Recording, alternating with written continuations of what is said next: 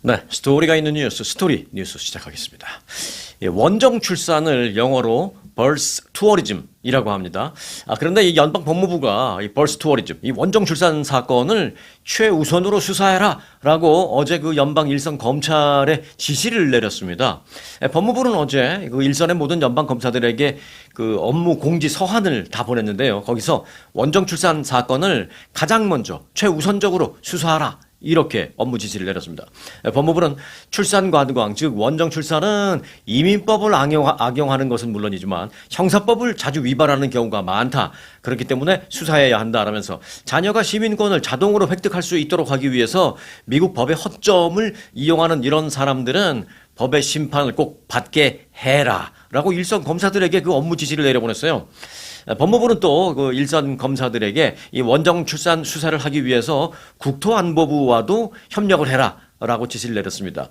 이건 왜 그러냐면 국토안보부는 지난 4월에 이미 그 각 수사 요원들에게 원정 출산 수사에 집중할 것을 명령을 내린 바 있습니다. 그러니까 지금 뭐 이미 이제 4, 5, 6 이제 한 석 달쯤 이렇게 지났기 때문에 국토안보부에 어느 정도 그 수사에 대해 그 관련된 뭐 데이터베이스 같은 것도 좀 나름대로 있을 것이고 지난 석 달 동안 또 뭐 경험이나 노하우도 좀 쌓이고 했을 테니까 국토안보부 요원들과 연방 검사가 협력을 좀 해라. 그래서 시너지를 내서 빨리 수사해라. 뭐 이렇게 지시를 한 겁니다. 자, 법무부의 이번 지시는요. 그저 출생시민권 제도에 대해서 어제 제가 말씀드렸죠. 연방 대법원이 판결을 내렸다고요. 합헌이라는 판결을 내렸다고요. 그 판결이 나온 직후에 몇 시간 만에 하루도 안 돼서 발표가 된 겁니다. 결국 트럼프 행정부가 이 대법원 판결에도 불구하고 어쨌든 강경한 반이민 정책을 이어나가겠다라는 것을 표방한 거죠. 자, 그런데요, 정말 생각해보면 다른 건 몰라도 뭐 합법적인 이민을 좀 줄인다든가 뭐 이런 거는 뭐 우리 이민 사회에서는 사실 뭐 원치 않는 거죠. 또 그냥 마구잡이로 그냥 영장 없이 막 회사에 쳐들어가서 수색하고 이런 건 경제적인 측면에도 타격을 입히니까 그런 것도 이제 원하는 건 아닌데 다른 건 뭐라도 사실 이 원정 출산 이건 뭐 막아야 되는 건 맞습니다. 사실은 뭐 근데 이번에 이제 원정 출산을 적극적으로 연방 정부가 이렇게 하는 거는 한인 커뮤니티라기보다는 이제 중국계 원정 출산 거기 조직이 있거든요. 그걸 이제 기본적으로 타겟을 하는 것은 마찬가지입니다만은 뭐 대놓고 중국 사람만 조사할 수는 없으니까 뭐 한국 사람들도 당연히 여러 가지 면에서 이제 좀 힘들어지는 상황이 만들어질 건 뻔합니다. 사실은 이 한인 커뮤니티도 지금은 많이 없습니다만은 한 20여 년 전만 해도 사실 원정 출산이 조직적으로 많이 이루어졌던 것도 부인할 수 없는 사실입니다. 뭐 저도 사실 많이 알아요. 이 LA 한인 사회에도 원정 출산 오는 사람들을 상대로 병원 다 안내해주고 그 산후조리원이라고 하죠. 왜 그 큰 집 하나 이제 빌려가지고 거기다가 방 한 일곱 여덟 개 이렇게 만들어서 돈 좀 많이 내는 사람은 방 하나에 한 명, 돈 좀 적게 내면 방 하나에 뭐 두 명 이런 식 막 산모 집어넣어서 병원 다 이거 해주고 또 애 낳을 때 되면 병원에 데려가고. 애 나오면 거기서 시민권 받는 것까지 그 절차까지 다 해주고 그러고 나서 시민권 다 챙겨서 한 2주 산후조리 잘 시켜서 그리고 한국 보내는 것까지 해서 뭐 1인당 뭐 몇만 불씩 받고 이런 그 비즈니스도 사실 많이 있었거든요. 근데 지금은 제가 아는 한도 내에는 뭐 거의 없습니다. 뭐 일단은 뭐 그렇게 조직적으로 체계적으로 하는 건 없습니다. 뭐 개인으로 암암리 하는 거는 제가 모르겠습니다만은 그러나 이제 중국 커뮤니티, 중국인 사회, 중국 타운에는 사실 아직도 좀 암암리 이런 게 있거든요. 이제 그걸 노리는 겁니다. 연방 정부에서. 자, 그래서 이제 그런 걸 원정 출산은 좀 제한하고 단속해야 되는 건 맞습니다. 네.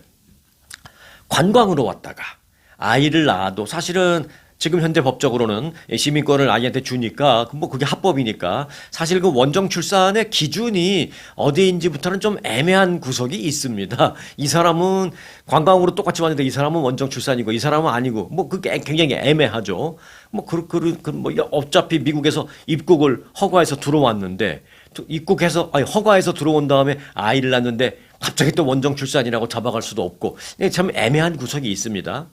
임산부가 출산을 몇 달 앞두고 미국의 가족이 보고 싶어서 왔다가 아이를 낳게 됐다라고 하는데 그걸 무슨 법으로 위법하다라고 걸 건 사실은 없습니다. 그래서 좀 애매한데 그렇다고 해서 또 임산부의 미국 입국을 또 아예 원천적으로 처음부터 싹 다 막아버린다? 임신했으면 미국 못 온다라는 법도 사실 없거든요. 그러니까 막을 수도 없고 참 애매한 구석이 있는 게 이게 사실 원정 출산 단속입니다, 이게. 그래서 그러면 뭐 연방 법무부는 어떤 걸 근거로 해서 이걸 단속하고 수사하고 하겠다라는 것인지 좀 개인적으로도 좀 궁금했어요. 뭐 그래서 취재차 내부 지침을 좀 알아봤습니다. 어떻게 공문이 날아간 건지 몇 가지를 알 수 있게 됐습니다. 지금부터 그 몇 가지 연방 법무부가 도대체 무슨 법을 근거로 어떤 방법으로 단속하고 수사하겠다라는 것인지 그 애매한 구석을 풀어보겠습니다. 자, 이 원정 출산이 그 애매한 기준 때문에 처벌하기 어렵다라는 그 지적에 대해서 사실 연방 법무부도 잘 알고 있습니다. 그래서 법무부는 연방 형법 및 이민법 조항들을 활용해서 수사하라라고 검사들에게 내부 지침을 내려보낸 것으로 일단 알려졌습니다. 요건 이제 큰 틀에서의 얘기입니다.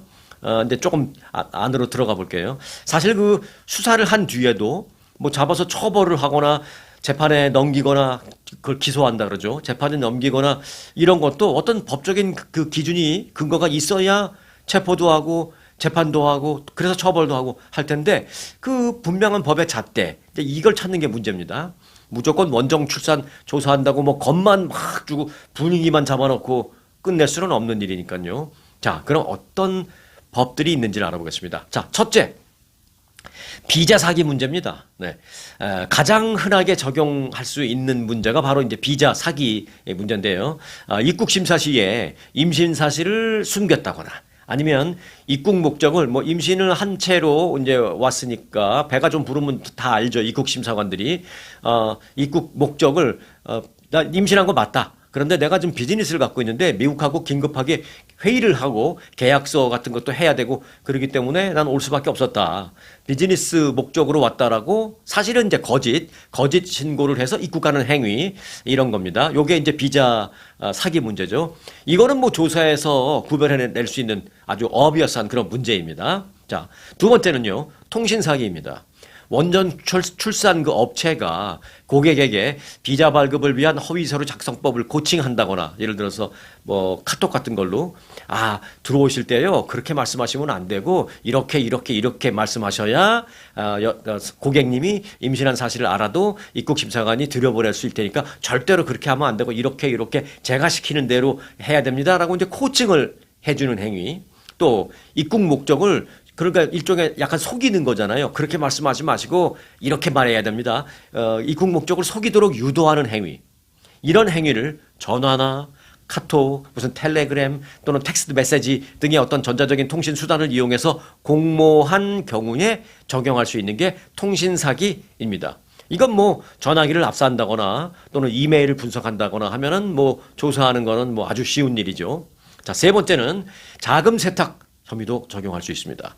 원정 출산 대가로 이제 그 업체들이 돈을 받을 거 아니에요. 그 돈을 합법적인 그 비즈니스 수익인 것처럼 숨기는 행위 또는 그렇게 하기 위해서 자금 세탁을 하는 행위 그런 경우 그런 거는 뭐 당연히 자금 세탁 혐의로 걸 수 있습니다.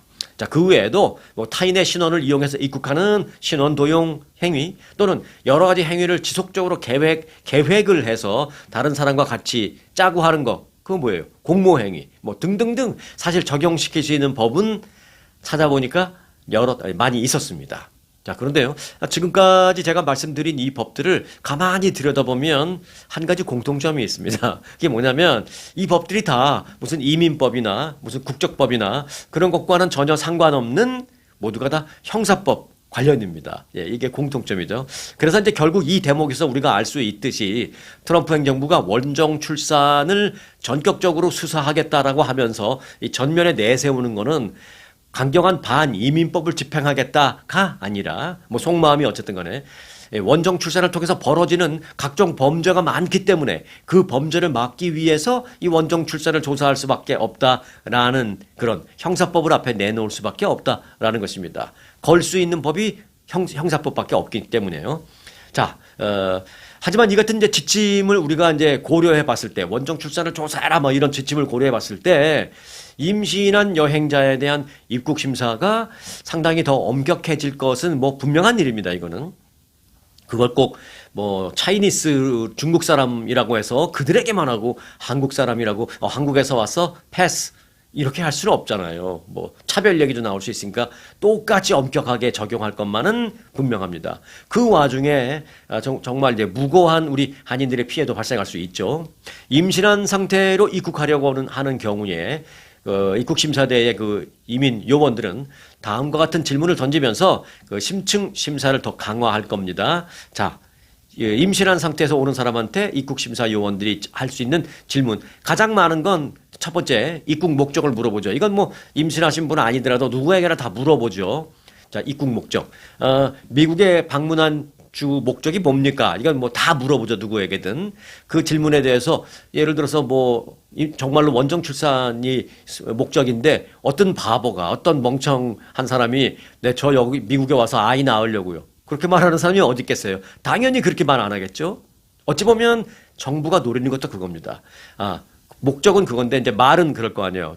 미국에 무슨 목적으로 왔습니까? 그러면은 사업 때문에 왔습니다라고 할 겁니다. 그러면 추후에 전혀 사업적인 행위가 없었다라는 것만 연방정부가 입증을 해낸다면 그 사람이 거짓말을 했다라는 것이 입증된 셈이죠. 그러면 앞서 말씀드렸던 비자 사기 혐의 적용할 수 있고요. 그러면 이제 전화기 압수해서 들여다보니까 미국에 있는 LA에 있는 막 어떤 사람하고 코치를 받은 거예요. 그렇게 하지 말고 이렇게 말해야 됩니다. 그러면은 이제 뭐 공모 혐의 또 무슨 거짓말한 혐의 뭐 이런 것들이 다 그때부터 걸 수 있는 겁니다. 그걸 걸기 위해서 미국에 입국한 목적이 뭡니까를 반드시 물어보게 되어 있습니다.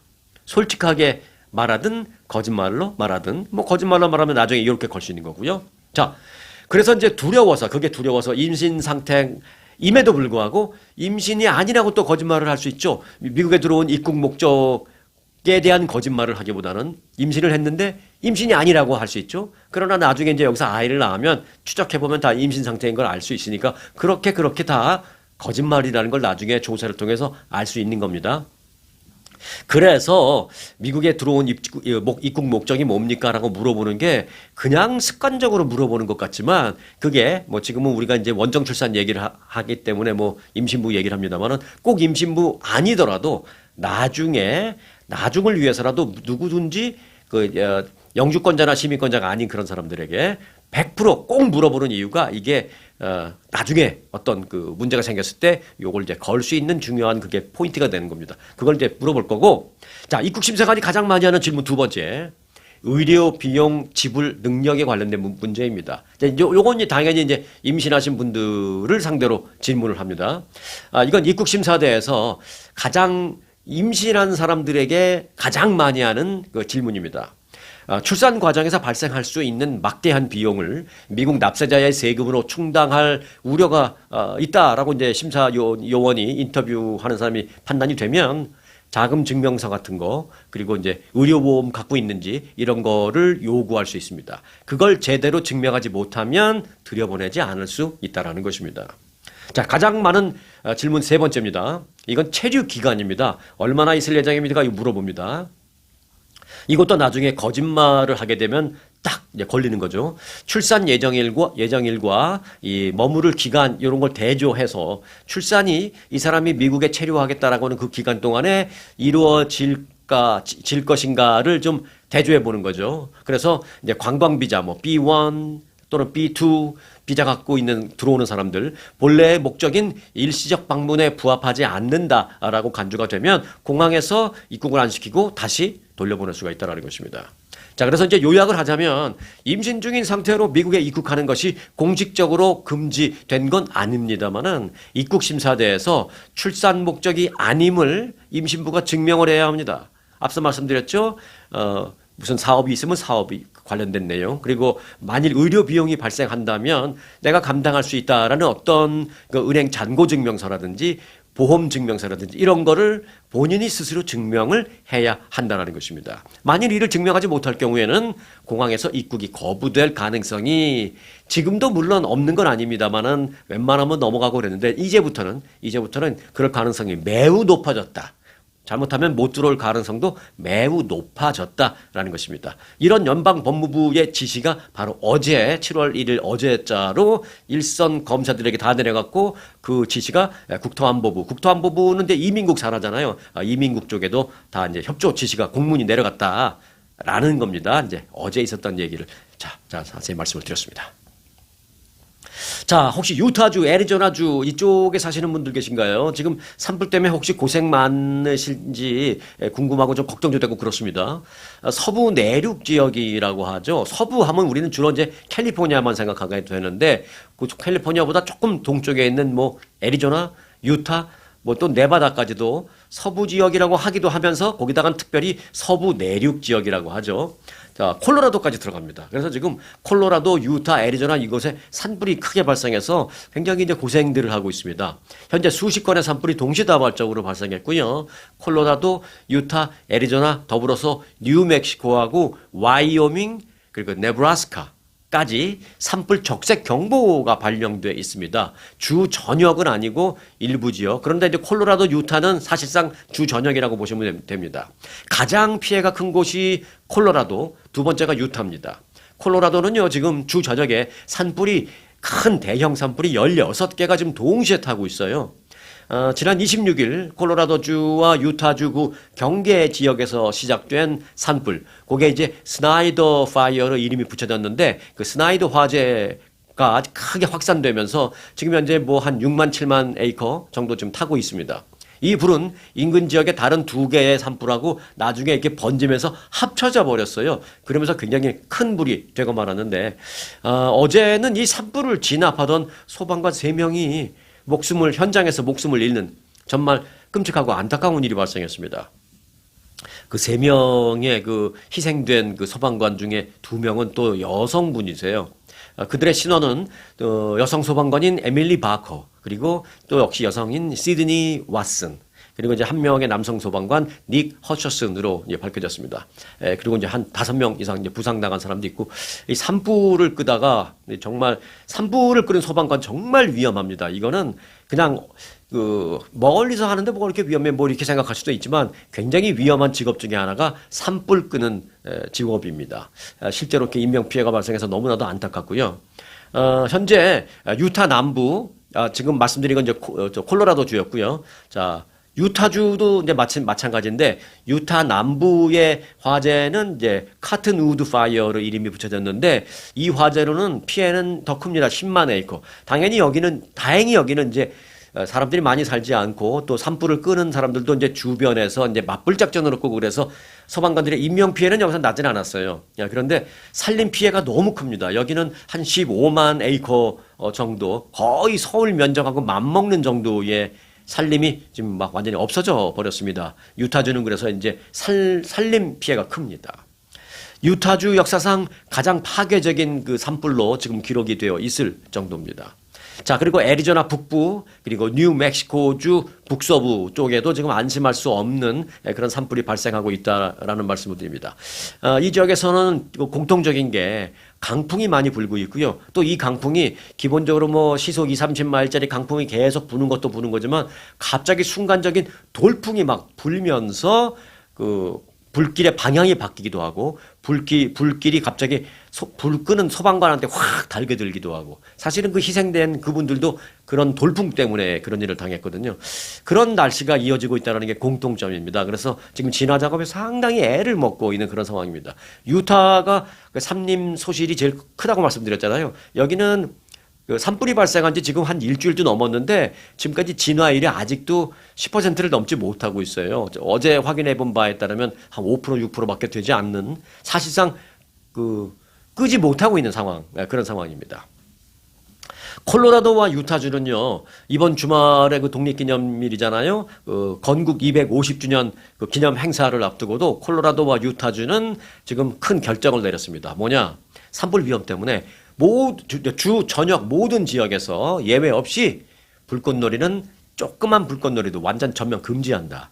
기념 행사는 하되 기념 행사는 좀 조촐하게 하고, 그리고 불꽃놀이는 기본적으로 뭐 개인적으로 하는 것도 당연히 못하게 하지만 개인적인 거 물론 시가 주관하고 이런 거 모두 캔슬, 불꽃놀이가 올 캔슬됐다라는 말씀입니다. 콜로라도하고 유타가 이렇게 굉장히 심합니다. 이쪽에 이제 구독자분들도 꽤 사시는 걸로 알고 있는데요.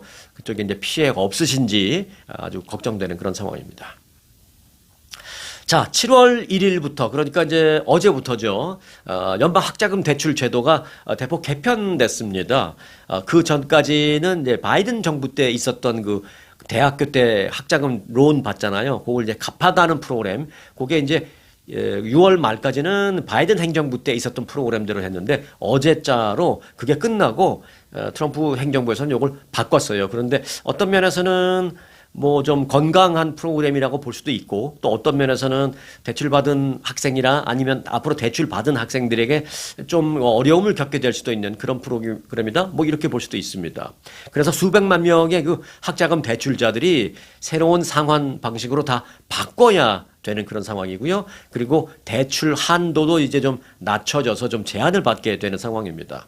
이번 개편으로 저소득층 대출자들의 그 월 상환액이 더 늘어날 가능성이 높아졌습니다. 어떤 베네핏을 주던 걸 다 없애버렸기 때문에 소득이 낮은 그런 사람들도 지금까지 내던 것보다는 더 많이 내야 되는 그런 상황입니다. 가장 큰 변화는 상환 프로그램의 축소입니다. 바이든 행정부에서 도입됐던 소중한 교육을 위한 저축이라는 프로그램이 있죠. 요걸 이제 줄여서 SAVE, 세이브 프로그램이라고 하는데 이 프로그램이 말씀드렸다시피 6월 30일부로 폐지됐어요. 그걸 다시 다 연장시키지 않았습니다. 현 행정부에서. 그래서 현재 그동안 이 해당 프로그램을 이용 중인 사람은 6월 30일부로 그 프로그램이 없어져 버렸으니까 어떻게 해야 돼요? 새로운 프로그램으로 다 변환을 해야 됩니다. 근데 그 변환하는 기간을 딱 90일 줬어요. 해당되시는 분은 앞으로 90일 이내에 내가 대출금을 갚아가는 상환 프로그램을 빨리 바꿔야 됩니다. 상환할 수 있는 상환 방식 프로그램은 그런데 많지 않아요. 두 가지밖에 없습니다. 하나는 RAP라고 해서 상환 지원 계획이라는 프로그램이 있습니다. 이제 그걸 들어가서 좀 보시고요. 나한테 요게 맞을지 아니면 단계별 표준 상환 방식이라고 합니다. 이 Tiered Standard라고 하는데요. 요게 맞을지 이제 뭐 대학생들은 잘 알 거예요. 요거에 맞을지 둘 중에 잘 들어가서 본 다음에 둘 중에 하나를 선택해야 됩니다. 자, 그런데 이거에 그 영향을 받게 되는 사람들은 그럼 얼마나 되느냐? 미 전국에서 무려 700만 명이나 된다고 합니다. 아마 구독자님의 가족들이나 지인들 또는 자녀분들 아마 해당되시는 분 적지 않을 거예요. 그래서 이 학자금 대출 받은 걸 갚고 있는 중이었다면 빨리 90일 안에 이걸 바꿔야 된다. RAP라는 프로그램으로 바꾸든지 아니면 Tiered Standard라는 것으로 바꾸든지 빨리 바꿔야 된다라는 것입니다. 자, 그런데 요거는 이제 갚아가는 걸 바꿔야 되는 거고요. 새롭게 대출을 받아야 되는 사람에게도 좀 불리하게 돼서요. 특히 이제 대학원생 같은 경우에 연방 학자금 대출 한도가 새롭게 제정됐는데 낮아졌습니다. 지금까지는 등록금 그리고 등록금 외에 각종 뭐 비용이 들어가죠. 뭐 내가 책도 사야 되고 뭐도 해야 되고 생활비도 좀 써야 되고 이걸 다 해가지고 나 얼마 필요하다라고 하면 그거를 이제 대출을 받을 수 있는데 지금은 뭐냐? 석사과정 학생의 경우에는 등록금에 관련된 것만 해주는데 1년에 최대 25,000달러가 맥시멈입니다. 그리고 석사과정을 끝낼 때까지 맥시멈 10만 달러까지만 대출받을 수 있습니다. 여기 이제 석사과정 관련된 이제 연방대출 얘기하는 겁니다. 학교에서 하는 거 말고요. 자, 그리고 이제 로스쿨이나 의과대학은 조금 더 길죠. 비용도 더 많이 들어갈 수 있고 등록금 더 비싸고 하니까 그거는 이제 연간 5만 달러 그리고 토탈 맥스 20만 달러까지 할 수 있습니다. 이게 이제 기존의 것과는 많이 낮아진 겁니다. 그래서 전문가들은 이번 대출 한도를 축소시키는 것으로 인해서 대학원 진학을 뭐 아예 포기하는 기브업하는 그런 사람들도 나올 수도 있다라면서 상당히 우려하고 있습니다. 반면에 교육부는 과도한 대출을 줄이고 대학들이 교육비를 재검토하도록 유도해서 고등교육 비용을 좀 낮추는 효과를 기대한다 이렇게 말했습니다. 대학들이 등록금을 필요 이상으로 받는다든지 뭐 등록금 외적으로 여러 가지 들어가는 비용을 필요 이상으로 한다든지 이런 걸 좀 니들 낮춰. 연방정부 학자금 대출에만 하지 말고 니네들이 좀 낮춰주면 연방정부의 론 프로그램이 좀 액수가 낮아져도 학생들이 부담이 그만큼 적으니까 괜찮을 거 아니야. 그러니까 학교가 그 필요 이상의 과도한 그 교육비 지출, 교육비 이제 받는 거 그걸 좀 검토하는 기회가 되길 바란다. 연방정부는 그렇게 얘기했습니다. 이런 부분은 학자금 대출 액수와 관계없이 대학이 그걸 검토해서 좀 학자금 등록금을 좀 낮추는지 그런 계기가 된다면 이건 굉장히 좋을 수 있겠습니다. 그래서 건강한 프로그램을 만들겠다라는 게 현 그 연방교육부의 방침입니다. 자, 건국 250주년을 맞아서 올해 그 워싱턴 DC에서 독립기념일 행사가 있는데 드디어 이번 주말이 정점이잖아요. 토요일이 독립기념일이니까. 그런데 지금 문제가 있습니다. 그 지역에 앞서 말씀드렸죠. 서부 내륙 지역은 산불 때문에 굉장히 고생한다고요. 콜로라도, 유타 막 이쪽에. 그런데 동부 쪽은 이제 폭염 때문에 고생입니다. 뭐 벌써 폭염이 도착한 그 지역도 있을 거고 아니면 이제 이번 주 금토 이때쯤 도착할 텐데 지금 그 유럽이 특히 프랑스 같은 데가 살인적인 폭염으로 굉장히 고통을 받고 있잖아요. 요게 다음 순서가 미국 동부 지역이랍니다. 근데 글로 이번 주말에 도착한다는 거예요. 그런데 그렇게 살인적인 폭염이 도착하는데 토요일 날 대규모 인파가 몰릴 것이고 또 그 인파를 통제하고 뭐 하고 하면서 상당히 혼란하면서 이게 중간에 막 푹푹 쓰러지는 사람들이 생기지 않을까. 이게 걱정입니다, 지금. 행사 주최 측인 Freedom 250 프리덤 250 그 홈페이지에 따르면 이번 행사는 독립기념일인 오는 토요일 오후부터 수백 대 전투기의 에어쇼, 또 각군 사열, 또 군악대 연주, 또 가수들의 공연, 그리고 이제 밤이 되면 어둠이 촥 걸리면 트럼프 대통령의 연설, 그리고 트럼프 대통령의 연설이 끝나면 가장 하이라이트 뭐냐? 불꽃놀이 축제. 이게 이제 벌어지는 순서로 되어 있습니다. 그런데 이제 앞서 말씀드렸다시피 가장 큰 우려가 행사가 잘 진행이 될까 뭐 이것보다도 더위, 살인적인 폭염 때문에 인명피해가 발생하지 않을까 이겁니다. 수많은 사상자가 발생한 그 유럽의 폭염과 맞먹는 수준의 더위가 이번 주말에 그 동부 지역에 예보됐기 때문입니다. 한낮의 기온이 90도가 넘을 거라고 하고요.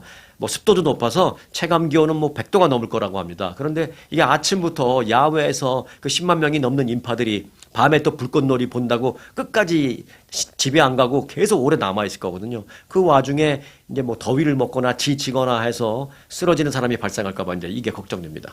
행사가 열리는 그 워싱턴 DC도요. 폭염 예보 지역에 지금 들어가 있습니다. 그래서 대규모 인파가 특히나 이제 야외 그 행사장에는 고위급 인사들이야 뭐 좀 그늘도 있고 뭐 피할 곳도 있고 자기가 원한다면 좀 들어갔다 나왔다 뭐 이렇게도 할 수 있지만 일반 참가자들이야 어디 뭐 오갈 데도 없고 고스란히 야외에 이제 앉아 있을 수밖에 없는데 폭염을 피할 곳이 없는 그 야외에 장시간 머무르게 돼서 안전사고가 우려되는 것입니다. 그 내셔널 몰 내 그 워싱턴 기념탑 주변에 행사 관람 구역을 이제 만들어 놨거든요. 거기 한 10만 명에서 최고 15만 명이 참석할 수도 있다라는 그런 추산을 미리 하고 그 정도 올 수 있도록 이제 그 장소를 만들어 놨습니다. 그런데 그걸 어떻게 10만 명, 15만 명을 어떻게 그늘 속에 자리를 만들어 놓겠어요. 그냥 그런 스페이스만 만들어 놓은 거죠. 그게 걱정입니다. 이들 중에 상당수는 이제 밤에 열리는 불꽃놀이를 보기 위해서 자리를 뜨지 않을 전망인데 이번 또 불꽃놀이는 그런데 굉장히 늦게 열릴 겁니다. 예년보다 훨씬 늦은, 예년에는 이제 8시 반 뭐 요렇게 했는데 좀 어두워지면 이번에는 늦은 밤 10시 반이나 아니면 더 늦게 11시가 넘어서도 이게 할 수도 있다라는 그런 예상이 나오고 있습니다. 왜냐하면 트럼프 대통령이 황금 시간대가 밤 9시다라는 걸 너무나 잘 알아요. 트럼프 대통령이 대통령 되기 전에도 TV에서 그 리얼리티 쇼 같은 거 해서 그 TV의 어떤 그 특성 뭐 이런 걸 잘 알잖아요. 그리고 우리 한국에서도 그렇고 미국에서도 그렇고 TV의 프라임 타임을 몇 시로 보세요? 왜 한국에서는 옛날에 그 지금은 시간이 많이 앞당겨져서 뭐 8시에 뉴스하고 그러더라고요, 한국에서. 옛날에는 밤 9시가 프라임 타임이었잖아요. 여기서 9시 뉴스가 최고였잖아요. 그래서 일단 그 미국에 와 보니까 미국은 9시에 안 하고 뭐 10시 늦은 경우 11시에 뉴스하고 뭐 많이 그러던데 여하튼 9시가 프라임 타임이라는 걸 트럼프 대통령이 누구보다 잘 압니다. 그래서 트럼프 대통령이 내 연설은 9시에 하겠다 딱 해놨어요. 그래서 그 연설이 끝나면 여하튼 한 4, 50분 막 이렇게 연설을 하실 터이니 그럼 10시가 넘을 거고 그러고 나면 뭐 다른 행사가 그 다음에 뭐가 있는지 모르겠습니다만은 10시 넘어서 10시 반 아니면 이 행사가 이제 시간이 자꾸 밀리게 되면 뭐 11시 이때 이제 불꽃놀이가 있게 된다라는 것입니다. 그런데 이제 불꽃놀이 자체도 굉장히 걱정되는 부분도 좀 있어요. 화려할 건 당연한데 그 화려함 이면에 걱정되는 부분이 있습니다. 뭐냐면 이번에 그 불꽃놀이를 기네스북에 등재될 수 있도록 준비해 놨어요. 기네스북에 지금까지 등재된 기록이 뭐냐. 한 번 한 장소에서 불꽃놀이 할 때 최고 많이 쏘아 올린 게 81만 발. 81만 발을 쏘는 게 이게 기록인데 이 기록을 깨겠다라고 해서 지금 85만 발을 준비하고 있습니다. 네. 4만 발을 더 쏘겠다는 거죠. 그런데 생각해 보세요. 파방파방 이게 물론 이제 한 발씩 쏘는 건 아니지만 한 번 쏠 때 뭐 수십 발, 수백 발도 물론 쏘지만 뭐 100발씩 쏜다 그래도 85만 발을 다 쏘려면 엄청난 시간이 걸리잖아요. 그래서 이제 그 시간도 이제 걱정인 것이고요. 이제 더 문제는 시간도 시간이지만 그때는 이제 밤이기 때문에 비교적 좀 선선해질 수 있기 때문에 뭐 더위 먹고 쓰러질 사람은 없을 거라고 생각이 됩니다. 그때는. 그런데 다른 게 걱정이 돼요. 뭐냐? 이게 85만 발이 한 장소에서 계속 쏘는데 이 밤에 이제 좀 바람도 별로 안 불고 대기가 정체 상태에 있는 그런 상태에 계속 한 장소에서 이 불꽃놀이 하면 여러분들 불꽃놀이 가까이서 보신 적 있는지 모르겠습니다만은 조금 가까이서 보잖아요. 거기서 나오는 그 화약 연기가 퍼지지 않고 이렇게 주변으로 이렇게 살살 흩어지면서 사람들 쪽으로 이렇게 왔다 갔다 합니다. 그 연기가. 보통 한 1000발 정도만 쏴도 그런 현상을 볼 수가 있습니다. 몇 천 발 정도만 쏴도. 그런데 이제 85만 발을 계속 쏜다? 그러면 그 불꽃의 화양 연기가 흩어지지 않으면서 관람객과 인근 그 주민들의 호흡기에 악영향을 줄 수 있다라는 우려도 지금 나오고 있는 겁니다. 그래서 워싱턴 DC의 그 뮤리얼 바우저 이 시장은요, 이번 주 토요일은 우리 워싱턴 DC 시로서는 매우 긴 하루가 될 것이다 라면서 어린 자녀가 있는 그런 가족은 현장에 나와서 직접 보는 것도 물론 좋겠지만 현장에 나와서 관람하기보다는 어린 자녀를 위해서 집에서 TV로 시청하기를 강력하게 권고한다 라고 말했습니다. 더위도 그렇고 너무 혼잡하니까 정말로 넘어져서 다칠 수도 있고 세 번째 나중에 밤에는 그 굉장히 안 좋은 그 화약 연기 이런 것도 여러 가지 걱정되기 있기 때문에 가능한 한 집에서 TV 보라라고 했습니다. 어린 자녀가 없으시다 하더라도 그냥 여러분들은 집에서 TV로 즐기시는 게 나을 것 같다라는 생각입니다. 요즘은 뭐 TV도 화면 위 화질 같은 게 너무 잘 돼가지고 그리고 집에 웬만큼 다 좀 큰 사이즈의 큰 모니터로 TV 보시잖아요. 사운드도 요즘 좋고 네 웬만하면 그냥 클리어한 사운드로 집에서 TV로 즐기시기 바라겠습니다.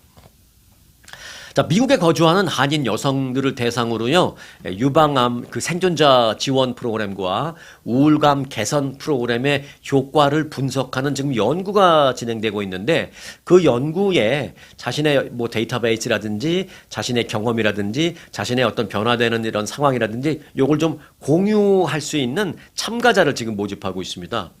연방국립보건원의 지원을 받아서 그 텍사스 대학 오스틴 캠퍼스, 텍사스주 오스틴에 계시는 분들 많으시죠? 네. 텍사스 대학 그 오스틴 캠퍼스에 거기 간호대학이 유명한가 봐요. 그 간호대학에 한인 교수님이 계십니다. 임은옥 교수님이라고. 그 임은옥 교수 팀이 지금 정부 지원을 받아서 이제 하고 있는 건데요. 유방암 이제 생존하신 분들 그리고 이제 지금 추후를 잘 보시면서 이제 다른 무슨 프로그램 하시는 분들도 계시겠지만 그런 분들 그리고 이제 우울증을 뭐 개선하고 또는 치료받고 계신 이런 분들 그 연구 과정은 뭐 특별히 어려울 건 없습니다. 온라인으로 다 합니다. 왔다 갔다 할 거 없이요. 연구팀은 현재 미국 내 한인 여성 요게 이제 그 사람이 한인이냐 뭐 일본인이냐 중국인이냐 백인이냐 이렇게 인종별로 나눠서 지금 연구를 합니다. 그래서 연구 결과도 그 인종별로 그 발표를 하겠다라는 것입니다. 그러니까 상당히 좀 와닿는 실감 있는 그런 효율적인 그런 연구 결과가 나올 것으로 기대가 돼요. 그래서 이제 한인들을 따로 연구할 텐데 뭐 연구라고 별건 아닙니다. 이제 설문조사, 질문 응답 그리고 지금 상태가 뭐 한 달 전에 비해서 어때요? 뭐 그러면 이제 답변 주고 이런 겁니다. 한인들의 참여를 이제 많이 하면서 이제 참가자를 모집하고 있습니다. 연구 참여자들에게는 뭐 몇백 달러 정도의 이제 수고비 정도 몇백 달러 이제 주신다고 하고요. 그리고 핏빗이라고 하죠. 핏빗. 이 핏빗의 그 창시자도 한국 분입니다. 그 한국 박사인데, 이 핏빗 여기다 스마트워치처럼 이제 차고 다니는 거, 그거를 하나씩 나눠줍니다. 근데 그걸 차면 이제 본사에서 그 텍사스대에서 이문호 교수님 데이터베이스로 다 뭐 정립이 되니까 그 삐삐 차고 다니면 뭐 그 정도 그리고 가끔 온라인으로 질문에 답변하고 그런 정도만 하니까 후배들을 위해서 추후 다른 사람들의 어떤 그 미칠 수 있는 좋은 영향을 위해서 한번 참가하는 것도 나쁘지 않겠다 생각이 듭니다. 문의 전화는 그 512 저는 또 512가 뭔가 했더니 그 오스틴 그 지역에 그 에어리아 코드 전화 에어리아 코드라고 우리 구독자님이 가르쳐 주셔서 나중에 알게 됐습니다. 거기 그 무슨 식당인가 마켓인가 뭐 이름에 무슨 512가 붙어서 이건 뭔가 했더니 저한테 가르쳐 주셨어요. 자, 지역번호 512 그다음에 전화번호 232에 2142 512에 232 2142로 전화하셔서 이문옥 교수님과 함께해서 좀 좋은 일 좀 많이 하시기 바라겠습니다. 자, 캐나다가 내년에 열리는 유럽 국가대항 가요제 하니까 좀 이름이 생소하시죠? 아마 이렇게 얘기하시면 귀에 익으실 겁니다. 유로비전 송 콘테스트. 네. 옛날에 제 기억에는 그 우리 한국 가수 그 패티 김 씨인가요? 그분도 나가고 막 그랬던 것 같아요. 여하튼 유로비전 송 콘테스트. 아, 여기 그 아바가 막 여기서 뭐 상 받고 그래서 나중에 우리가 알게 됐군요. 여하튼 캐나다가 유로비전 송 콘테스트에 참여하겠다라고 밝혀서 지금 관심을 끌고 있습니다. 그런데 캐나다가 뭐 거기 참가하는 그 참가 자체에 관심을 끄는 게 아니라 북미 대륙 쪽에 위치를 하고 있는 캐나다가 북미 대륙을 뒤로 하고 유럽에서 개최하는 유로비전 송 콘테스트에 참가한다? 그러니까 북미 대륙보다는 이제 캐나다가 유럽 쪽으로 향하는 게 아니냐 이런 면 때문에 지금 관심을 갖고 있는 겁니다. 지난 5월에 열렸던 그 대회에서는요, 캐나다의 그 텔레비전 시청자 투표, 시청자들이 투표잖아요. 그 투표 수가 유럽을 제외한 기타 국가 순위에서 3위에 오르는 등 캐나다가 최근 들어서 굉장히 유럽 쪽에 관심을 갖고 있는 것으로 알려졌습니다. 그리고 캐나다의 많은 사람들이요, 실제로 지난 5월에 그러니까 두 달 전이죠. 그 오스트리아 빈에서 그 유로비전 송 콘테스트가 있었는데 그걸 직접 관람하기 위해서 캐나다 사람들이 엄청나게 거기 갔었대요. 그걸 이제 유럽에서도 아는 거죠. 네. 그래서 캐나다가 이제 미국은 좀 그렇다 해서 지금 유럽 쪽으로 방향을 좀 돌리고 그쪽하고 좀 서로 교류하려고 하는 게 아니냐 뭐 좀 이런 차원에서 관심을 끌고 있습니다. 캐나다의 유로비전 합류는 단순히 그 가요제 참가 여부를 떠나서 미국 대신 유럽과 밀착하는 전략의 하나다라는 실제적으로 이제 국제 전문가의 분석도 나와 있습니다.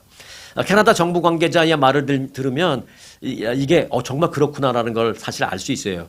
캐나다의 한 정부 관계자가 뭐라 그랬냐면 이번 유로비전 송 콘테스트에 캐나다 가수가 참가하는 데 있어서 마크 카니 캐나다 총리가 직접 관여했다. 이렇게 말을 했습니다. 그러니까 이제 우리가 예상했던 그런 걸 알 수 있는 대목이죠. 유로비전 송 콘테스트. 그동안 사실 캐나다 출신 가수가 캐나다 국적으로 나간 건 없지만 프랑스 국적이나 스위스 국적을 달고 참가한 경우는 많이 있었습니다.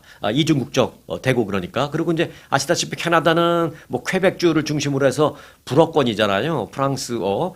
그래서 이제 프랑스어권인 뭐 프랑스 국적이나 스위스 국적으로 이제 나간 그런 캐나다 가수가 있는데 대표적인 게 누구냐?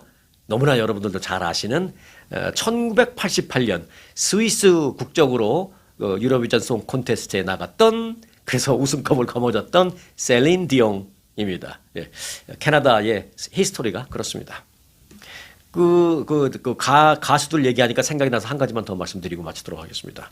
그룹 빌리지 피플 잘 아시죠? YMCA 부른 그 리드 싱어 빅터 윌리스가 이틀 전에 별세했습니다. 향년 74세입니다. 빅터 윌리스의 배우자는 그의 공식 페이스북 계정을 통해서 깊은 슬픔 속에 남편 빅터의 사망 소식을 전한다 라면서 빅터는 급속히 악화된 병으로 세상을 떠났다라고 밝혔습니다. 향년 74세라는 것만 봐도 병환이다 라고 볼 수가 있겠죠. 빌리지 피플은 1970년대 후반 당시 전 세계에 불어닥친 그 디스코 붐을 타고 YMCA 그리고 Go West 그리고 뭐 마초맨 그 마초맨 그리고 Can't Stop the Music 이런 노래로 아주 공전의 히트를 전 세계적인 히트를 쳤죠. 흥겨운 그 리듬 그리고 흥겨운 그 후렴 부분으로 아주 이제 유명한데 이들의 대표곡 YMCA 요거는 이제 세계적인 그 비영리 단체인 YMCA가 여러 도시에서 운영하는 그 커뮤니티 센터에 관련된 내용을 가사로 해서 이제 만들어서 빅히트를 쳤습니다.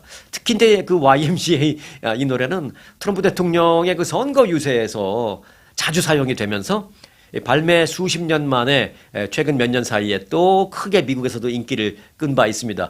그 YMCA 노래를 몰랐던 젊은 사람들에게 또는 빌리지 피플이 누군지도 몰랐던 젊은 사람들에게 갑자기 뭐 3, 40년 만에 이제 빅히트를 미국에서 쳤습니다. 트럼프 대통령 선거운동 때문에요. 트럼프 대통령이 지난 2020년이었죠. 그 선거 유세 때 유세 말미에 유세가 이제 막 오늘 행사 이제 끝날 때쯤 되면 그 유세 끝부분에 이 노래를 팍 틀면서 이 노래에 맞춰서 간단한 그 손동작으로 춤을 추기도 하잖아요. 그 춤이, 뭐 춤이라고 하기까지는 좀 그렇죠. 그 율동이라고 할까요? 그 손동작 율동이 큰 화제를 낳았죠. 그래서 이제 많은 사람들이 이거 따라 하기도 하고 막 그렇습니다. 이 많은 지지자들이 그 율동을 따라하면서 한때 이제 유행도 하고 그러면서 이제 그 YMCA 더불어 그 노래를 부른 빌리지 피플이 이제 유명해지고 했습니다. 트럼프 대통령 뭐 YMCA 이 손동작 정치인들은 그런데 가만히 보면 어떤 크게 선택받게 되는 그런 상황 속에서 가만히 보면 스쳐 지나간 듯한 아주 작은 한순간 그 작은 한순간이 어떤 결정적인 계기가 돼서 이렇게 큰 발탁을 하게 되는 선택을 받게 되는 그런 게 좀 있는 것 같다. 가끔 트럼프 대통령이 요 손동작, 요 율동도 가끔은 그런 생각이 들어요. 저것 때문에 대중 속으로 스며드는데 결정적인 계기를 한 게 아닌가? 트럼프 대통령이 의도했든 안 했든 뭐 그런 생각도 듭니다. 네. 그 한순간이 큰 영향을 미치고 그 큰 영향이 결국에는 당락에도 영향을 미치지 않았나 뭐 그런 생각도 하게 됩니다. 누구에게나 사실은 한순간은 있죠. 네, 그리고 그 한순간은 뭐 어제도 있었을 것이고요. 아마 오늘도 있을 겁니다. 여러분의 한순간 오늘은 절대 그냥 스쳐 보내지 마시고요. 귀하게 여기시길 바라겠습니다. 네, 오늘은 여기까지 하겠습니다. 오늘도 끝까지 함께 해주신 분들께 감사를 드리겠습니다. 오늘 영상 마칩니다. 2026년 루트 66 개통 100주년을 맞아 아주 투어가 특별히 기획한 미 대륙 횡단에 여러분을 초대합니다. 산타모니카에서 시카고, 나이아가라와 뉴욕, 워싱턴 DC까지 역사를 따라 맞따라 100년에 단 한 번뿐인 기회 아주 투어의 루트 66 대륙 횡단으로 인생 최고의 버킷리스트를 완성하십시오. 당신의 행복한 여행 아주 투어가 책임지겠습니다.